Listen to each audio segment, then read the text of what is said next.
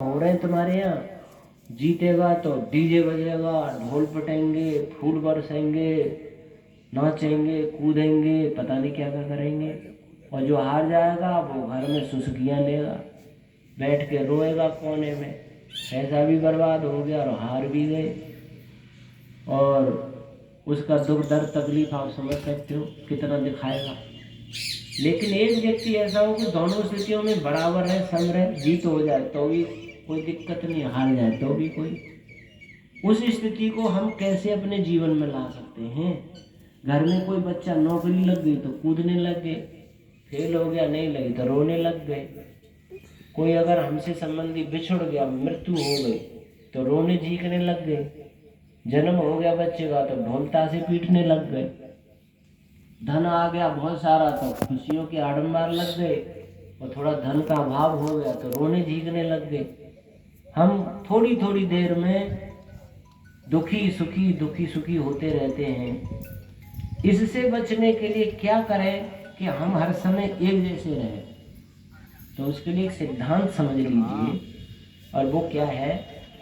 महर्षि मनु ने एक सिद्धांत दिया है कि पिछले जन्मों में जो हम कर्म करके आए हैं, जैसे इस समय हमने जन्म लिया और यहाँ स्त्री पुरुष बने और काम कर्म कर रहे हैं, वैसे ही मर के आए पहले भी हम कहीं स्त्री पुरुष रहे या पशु पक्षी रहे। वैसे तो पाप पुण्य स्त्री पुरुष के शरीर में ही बनता है, पशु पक्षियों में नहीं।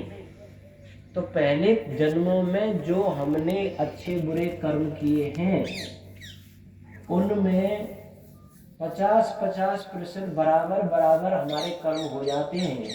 50 हम पाप करते हैं, 50% पुण्य करते हैं। तो भगवान उस जीवात्मा को मनुष्य देह का अधिकारी मानता है, उसे मनुष्य शरीर में पैदा करता है, चाहे वो स्त्री बना दे चाहे पुरुष बना दे। मेरे कर्मों के आधार पर ही मुझे स्त्री पुरुष का शरीर मिलता है, 50-50 पुण्य पाप होने पर।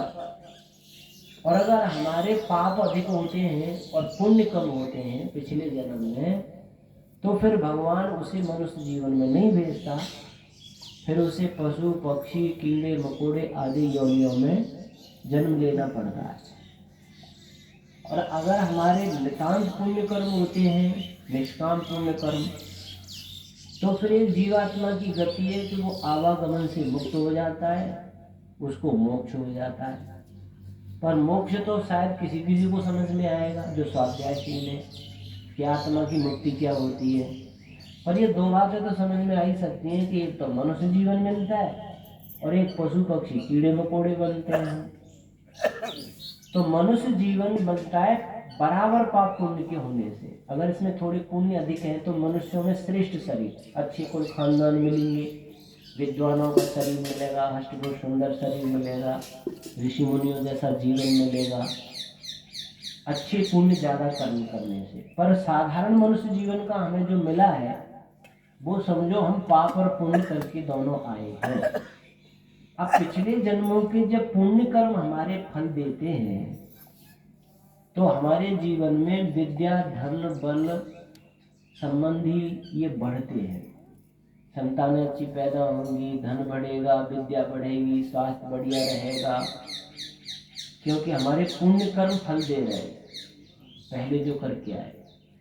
और जब हमारे पहले किए हुए पाप कर्म फल देने लग जाते हैं तो हमारे यहाँ इन चीज़ों में ह्रास आता है, घटती आती है, स्वास्थ्य गिर जाता है, रोग हो जाते हैं, या संबंधी बिछुड़ जाते हैं, या धन का घाटा आ जाता है, या कोई दुर्घटनाएं हो जाती हैं, आपदाएं आ जाती हैं। ये जो परेशानियां आती हैं ये हमारे पाप कर्म के फल से आती है।